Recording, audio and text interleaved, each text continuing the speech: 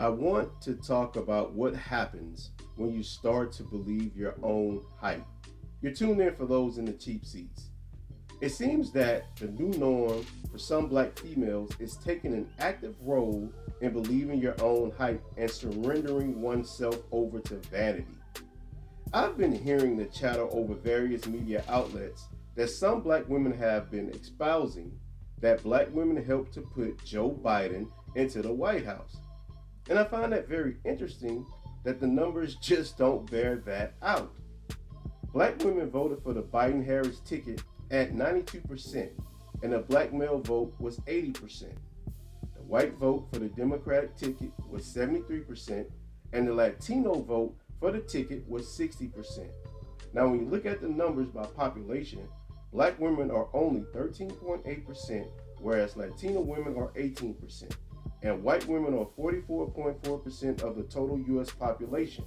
And women as a whole make up about 50.2% of the total U.S. population.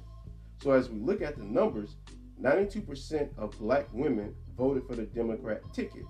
So only 8% of them didn't. So 12.7% of the eligible black female population voted for that ticket, assuming that all black females are of age and registered to vote. So bear with me. I know that all black women are not eligible to vote, but for this example, we are saying that they are. So with that in mind, black women contributed to the vote push for the Democrats at about 13% in total out of the 50.2% of the total eligible women to vote. So we have 37% left. So the rest is white women and about 6% for the Latinas. So black women, how are you the backbone at 13%? See, this is where I believe black women have dyscalculia, an inability to understand math and numbers. You don't have the numbers to be a backbone to anything, at least not alone. What you have is a voting bloc that is loyal to the Democrats, which is a combined effort from black people, including the 80% of black men who voted for this Biden-Harris ticket. And see, this is where we have to start understanding that some black women view themselves as women first and black second, because there's no way at 13%, assuming that all of them are eligible to vote, and we know that they're not, that they are espousing this nonsense that they are the backbone of the Democrat or the Democratic Party or the push to put Joe Biden and Harris into office. This is nonsense. At 13%, you're not the backbone. What you are is a voting bloc, which is two different things. To say that you're the backbone means that without you, the win was not possible, and that's just not true. Now, without black people as a whole voting in a block for the Democrats, it is very hard for them to actually win the White House. That is true. But however, what we have now are some black women trying to disseminate or dissect the black population by gender, saying that, well, it's black females who put the Democrats in power, which is not true. Now, black females may be very loyal to the Democratic Party when casting their votes, but you're not the backbone. What you are is a voting bloc. And a backbone and a voting bloc is two very distinct things. You have to understand that when you say, or understand, I should say, when you say that you are the backbone of something, that means without your support, it falls apart.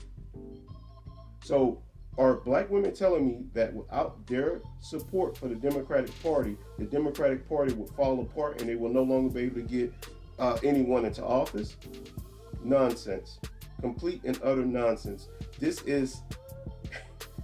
speaks to the dysfunctionality of black women in their mind states. And it correlates to their vanity. You're so vain that you believe your own hype. You believe that you are the backbone of the Democrat Party. You are not. The backbone of the Democrat Party has always and will always be white voters. That's why they go and speak to white voters. That's why they don't go and speak to you. That's why they don't campaign for the black vote. First of all, they know they have it on lock. See, the people they actually campaign to and go and speak to are the people who they have to have their votes, which are middle of the road white people and Latinos. which is why if you look at Joe Biden's first 100-day promise in office is to white voters and Latinos, not black women or blacks as a whole. It is to his actual constituents that exercise economic force to get him into office. See, the problem with black people is you like platitude and symbolism, and you don't want to put your money behind your efforts or your agendas, which is why the Democrat Party ignores you. Yeah, they need you to get them into office to a certain degree, but they will survive without you. And until you put this vanity down, black women, and understand that you're black before you are a woman, you can keep putting Democrats in office as much as you like, but you will never get anything in return, because as long as you promise your vote without nothing in return that's tangible, continue to get on television, continue to be on these media outlets, continue to get on social media and say that you're the backbone of the Democratic Party. And I dare you to say that to the Democrats when it comes to passing agendas that are tangible for you, that, hey, at this minute or at this moment, I am the backbone of the party. What do I get? As backwards approach to voting.